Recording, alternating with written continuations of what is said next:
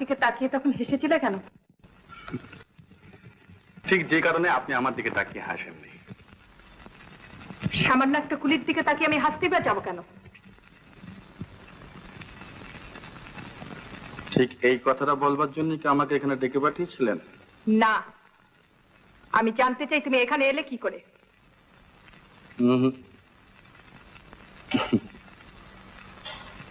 আপনি বলতে পারছেন না কেন আমাকে ডেকে পাঠিয়েছিলেন, কিন্তু আমি জানি।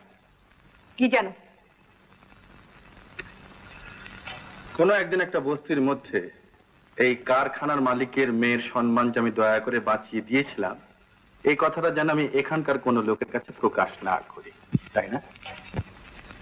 ঠিক তাই। তোমার চাকরির যাতে উন্নতি হয় ভেবেছিলাম ম্যানেজারকে বলবো। মিছিমিছি ক্ষমতার অপব্যবহার করবে। দয়া দেখানোটা হচ্ছে আমাদের কাজ,